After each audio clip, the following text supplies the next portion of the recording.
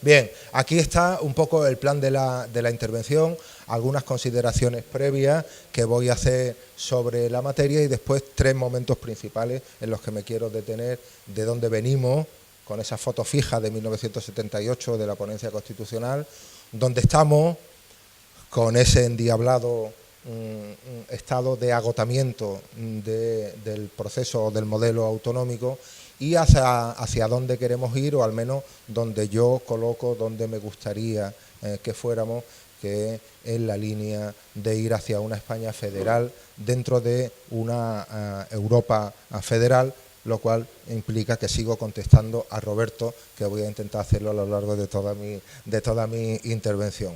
Los tres requisitos que se exige para la existencia de un Estado son un territorio, una población y un gobierno. Ese gobierno es la organización política que tiene o que debe tener la capacidad de controlar efectivamente a los otros dos elementos y encargarse de las relaciones con terceros. En cuanto a las maneras en las que pueden surgir los Estados, son muchas.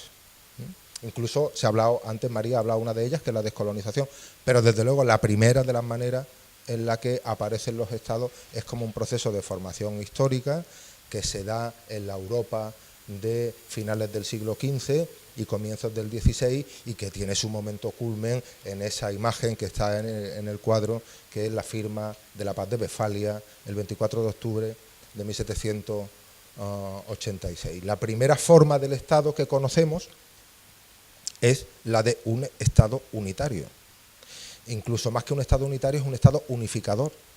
Sí, la primera experiencia como modelo de organización es o representa el tránsito de la sociedad medieval bicéfala hacia los estados modernos, el sistema de estados modernos que se fundamenta en la unificación del territorio, la unificación de la población y la unificación del poder. El otro gran modelo de estructura interna del Estado es muy posterior en el tiempo y funciona como una respuesta al Estado unitario.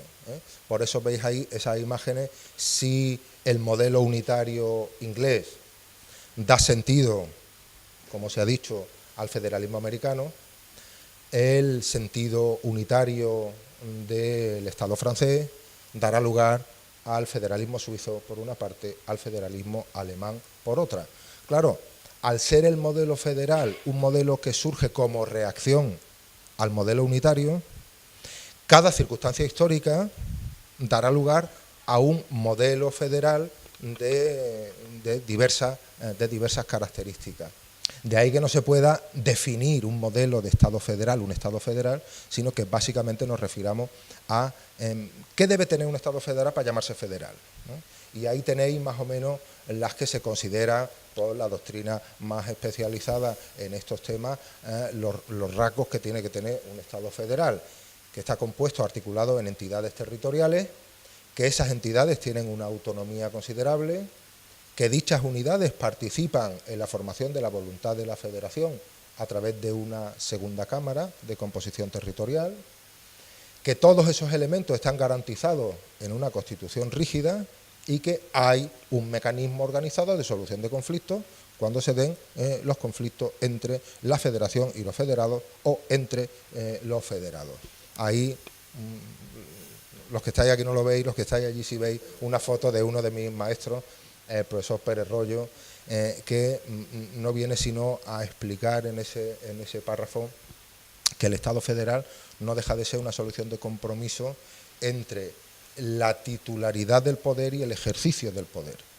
En la titularidad del poder, el Estado federal es un Estado unitario, porque el poder reside en el pueblo. Es el ejercicio del poder el que se comparte entre dos poderes, el poder federal y los poderes de las entidades territoriales. Claro, al haber sobre un mismo territorio y una misma población dos poderes que actúan, el Estado federal va a tener una serie de problemas jurídico-constitucionales que solucionar, que son, en primer lugar, a algunos se ha referido ya María, la distribución de competencias legislativas entre el Estado federal y las unidades o estados federados, la distribución de recursos tributarios que permitan al Estado federal y a los estados federados, o llámese como se les llame, poder satisfacer las necesidades de su población con una cierta independencia la una de la otra, la participación de las unidades territoriales en la formación de la voluntad de la federación, es decir, la participación real en la construcción del derecho federal, la vigilancia sobre las unidades territoriales, esto nos sonará, es muy reciente en el tiempo, que puede llevar en su caso a la ejecución federal, que no es más que, en nuestro lenguaje, el artículo 155. La rigidez constitucional federal, que implica la indisponibilidad de la Constitución para el legislador federal, y, finalmente, el establecimiento de una instancia de resolución de conflicto federal. Todos esos problemas los tiene que solucionar la Constitución federal. Bien, ¿de dónde venimos? Es ya muy clásico esto que se dice de España es un Estado federal sin decirlo. En realidad somos un Estado federal, pero no lo dice. Bueno, la Constitución no lo dice. La Constitución no lo dice.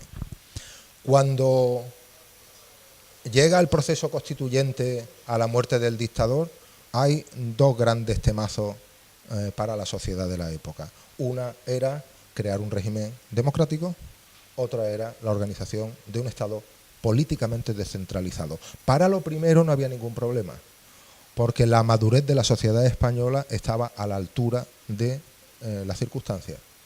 ¿Qué se necesitaba? Articular jurídicamente esa madurez.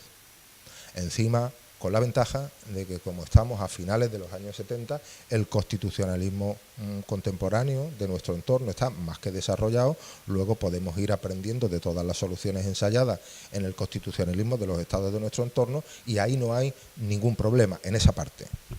Sí lo hay en la parte de la organización de la estructura del Estado.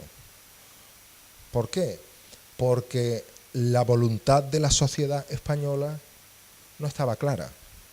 Entonces, primero había que determinar políticamente esa voluntad y luego vertebrarla jurídicamente en un texto constitucional. Pero no había tiempo para eso.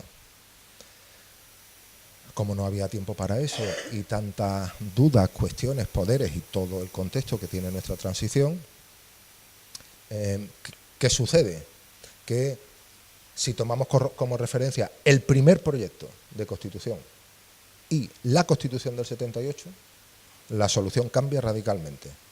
Fijaros, en el proyecto que se publica en el Boletín Oficial de las Cortes del 5 de enero de 1978, estaba absolutamente previsto casi todo lo que concierne a una estructura federal del Estado. Un mismo procedimiento de acceso a la autonomía, de la estructura organizativa, del sistema de distribución de competencias y un Senado como una auténtica Cámara de representación territorial. Nos vamos a la Constitución final, a la que está en vigor, y la Constitución no dice nada. Lo único que sí dice es que no somos un Estado unitario, en el sentido de la estructura de la organización del poder. Pero no dice qué somos. Ahí tenéis. No se define la estructura del Estado. Basamos nuestro futuro sobre algo que no está escrito en la Constitución y que funcionará sobre la base del principio dispositivo, el derecho que tienen las nacionalidades y regiones a la autonomía, un derecho que se ejerce si se quiere o no se quiere. Por lo tanto, el Estado autonómico dependía de un principio dispositivo, de cada una de quién, de no se sabe, porque no se sabía ni cuántas, ni quiénes, ni cómo. Y el título octavo, que define un proceso y unos resultados que son completamente asimétricos. Es decir, los dos grandes modelos, las de primera, artículo 151, las de segunda, todas las demás, ¿no? ¿Dónde estamos? El agotamiento del Estado autonómico. Ahí os señalo 4 etapas que hemos seguido o que se pueden determinar en la conformación y evolución del sistema autonómico español. Primera etapa, la interpretación diferenciadora del ejercicio del derecho a la autonomía. Bien, consagrar la asimetría establecida en la Constitución. La Constitución habla de nacionalidades y regiones, pues habrá 3 comunidades autónomas de primera y todas las demás comunidades autónomas de segunda.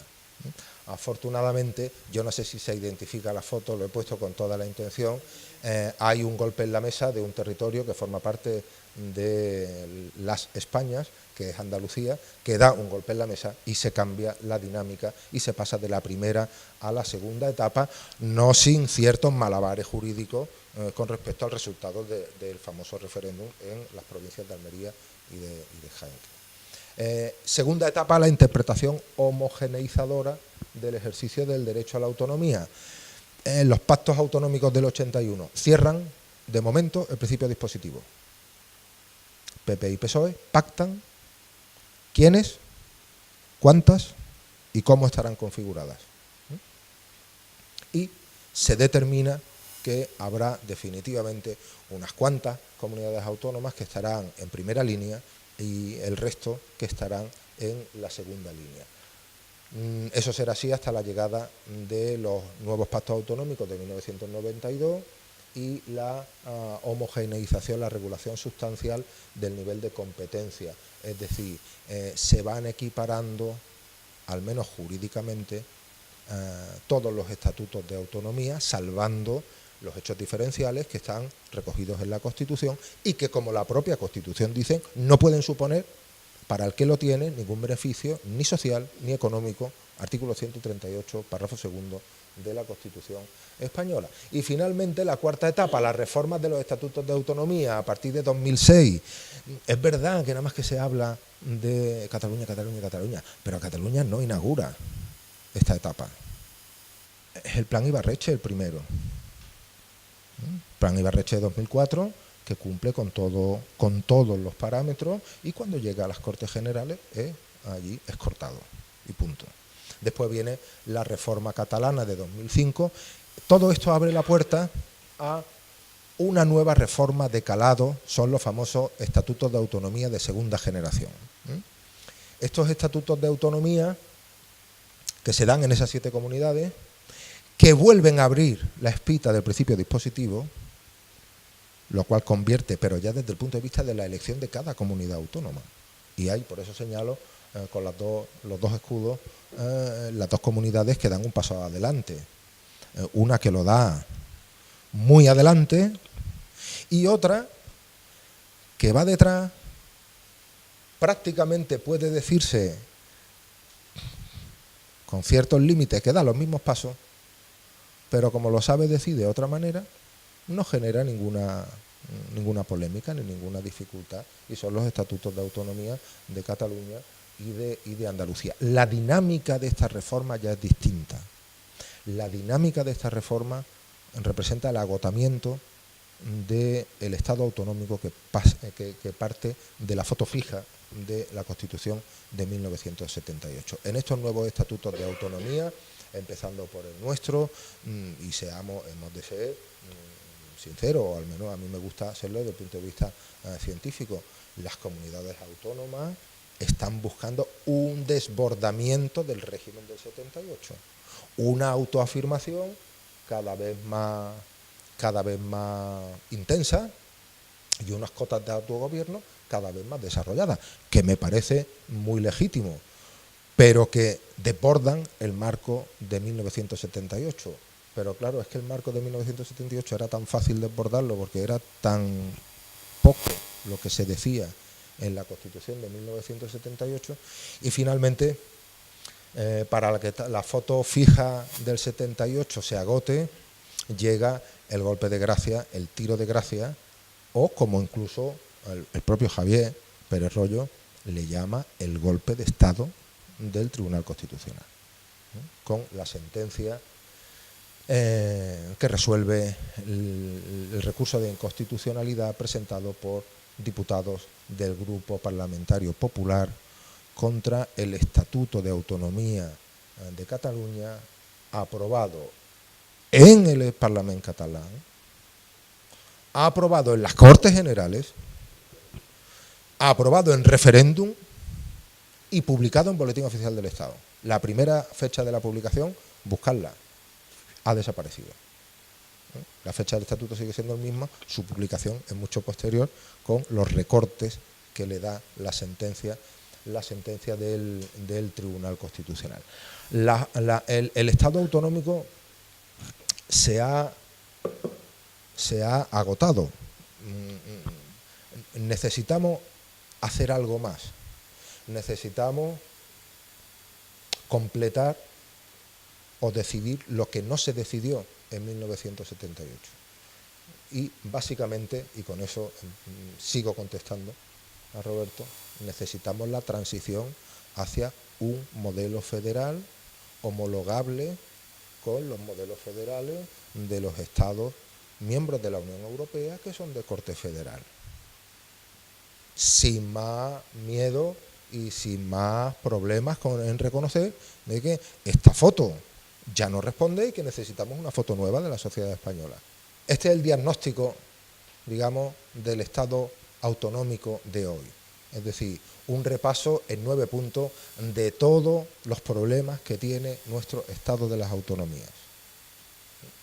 Falta de cohesión territorial, riesgo de ruptura nacionalista, insuficiente colaboración institucional, ausencia de cámara territorial, falta de ajuste de las administraciones públicas al modelo descentralizado, un modelo de financiación inacabado e insatisfactorio, un sistema de reparto de competencias conflictivo y muy confuso, el momento procedimental de donde debe actuar el Tribunal Constitucional con respecto a los estatutos de autonomía. Lo venimos de comentar con el Estatuto catalán. Y la ausencia del nivel básico en los servicios y prestaciones para la ciudadanía. Esto, digamos, que sería algo así como reconocer, gracias por los servicios prestados, Estado autonómico, pero necesitamos algo más. ¿Qué necesitamos? ¿Estamos preparados para lo que necesitamos? Son dos preguntas. Primero, ¿qué necesitamos? Y luego, si estamos preparados para lo que necesitamos. Esta última parte, ¿hacia dónde vamos? Yo la he montado sobre una serie de documentos. Después dicen que el partido en el que yo milito no se dedica a hacer lo que tiene que hacer. Bueno, yo me he dedicado, como también soy investigador, me he dedicado a investigar qué hace mi partido sobre estas cosas, ¿no? Y he podido reunir toda esa documentación para ver qué es lo que hay de modelo en las propuestas del Partido Socialista.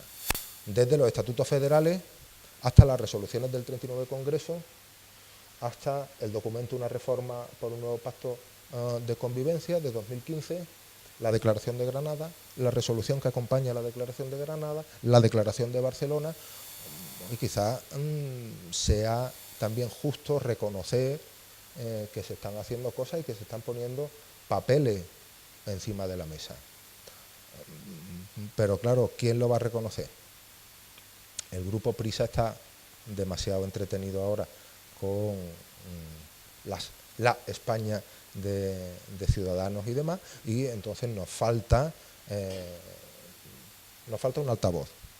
Pero para eso estamos muchos de los militantes que estamos en este nuevo PSOE. Y este nuevo PSOE considera que necesitamos hacer una nueva foto de la realidad española. Yo muchas veces les enseño a mis estudiantes, yo soy profesor de Derecho Internacional Público y de Derecho de la Unión Europea, ya hablaremos luego, María, porque sí, es verdad, es que es muy fácil, todo el mundo tiene muy fácil meterse, pobrecita, con la Unión Europea. Y a mí me da mucha penita que se metan con la Unión Europea. Les decía, los tratados que crean organizaciones internacionales, los tratados de la Unión Europea, no son más que fotos fijas que se hacen a una realidad. La realidad cambia, el tratado se cambia. La realidad española ha cambiado, cambiemos la Constitución, pero ¿qué problema hay? Y precisamente el documento de estos catedráticos al que hacía referencia Roberto, uno de los fundamentos de los que parte es tenemos que pasar página de ese secular miedo a la palabra reforma de la Constitución. Parece que si cada vez que tuviéramos que reformar la Constitución, aquí va a haber una hecatombe nuclear, ¿no? Necesitamos un modelo federal de convivencia, es decir, fijar un nuevo modelo, una Constitución que esté viva, una Constitución que esté fortalecida, que sea respetada, que garantice estabilidad, paz, justicia social, progreso dentro de un Estado que sea integrador y que sea eficiente. Es decir, necesitamos ajustarnos a las necesidades de la sociedad del siglo XXI. Ese nuevo modelo federal de convivencia al que yo llamo, necesita desde luego de un cambio de dinámica. Es decir, tenemos que hablar, como dice la canción, o parlem, como se puso de moda en la última campaña a las elecciones catalanas. Tenemos que hablar entre todos. Pero si acaso hay gente que tiene que hablar o que tenemos que hablar sí o sí, somos la gente de izquierdas. Porque necesitamos conformar una nueva mayoría social. Esa nueva mayoría social, el propio documento de los catedráticos al que hacía referencia Roberto, yo lo tengo ahí por si alguien quiere echarle un vistazo, y una de las personas que participan es una compañera y amiga, la profesora Ana Carmona, de mi facultad, catedrática de Derecho Constitucional, lo dice abiertamente. Oiga, que nosotros no partimos ni de las mismas bases políticas ni de las mismas bases ideológicas, y hemos construido un documento que tiene 16 páginas que no tiene desperdicio ninguno. Es un documento que deberíamos estudiarnos todos, y que a mí me llena de satisfacción reconocer que ese documento, que leo después de leerme todo lo demás que tiene que ver con las posiciones que plantea el Partido Socialista, pues ese documento está casi al 95% de acuerdo con el posicionamiento que el Partido Socialista, y lo dice en todos sus documentos, pone encima de la mesa para un diálogo leal. Está muy confundida la vicepresidenta del Gobierno, la señora Soraya Sáez de Santamaría, cuando coloca el consenso al inicio. No, mire usted, al inicio no tenemos que tener consenso, el consenso tiene que estar al final.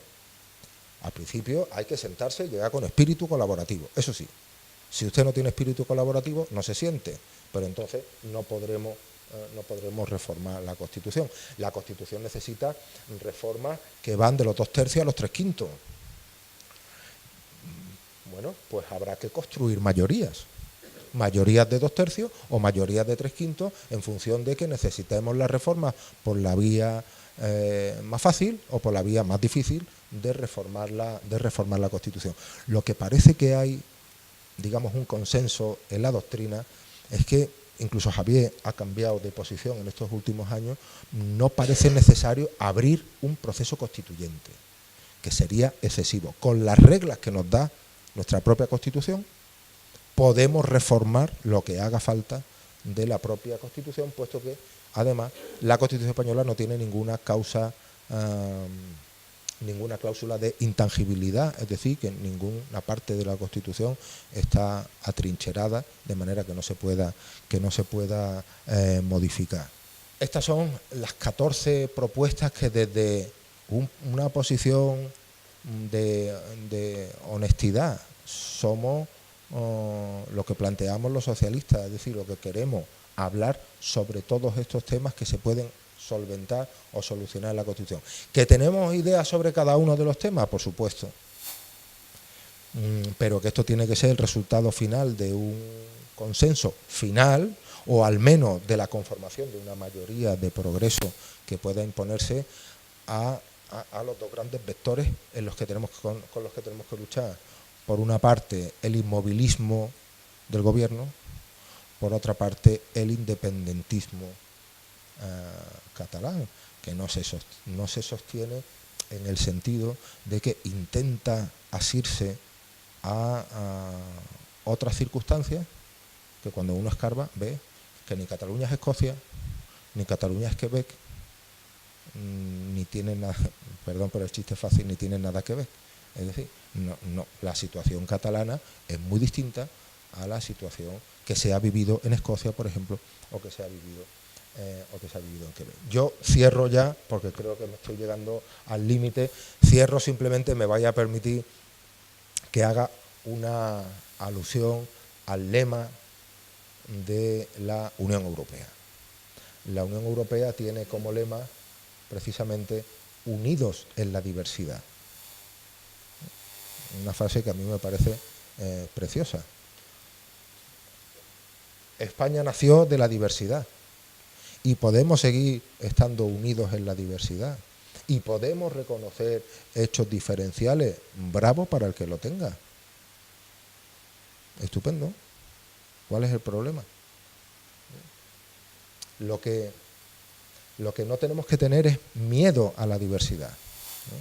No sé si es una expresión muy afortunada la que pongo ahí, después pensé, digo, lo mismo como la marca España, no, pero para mí la diversidad es marca España, absolutamente.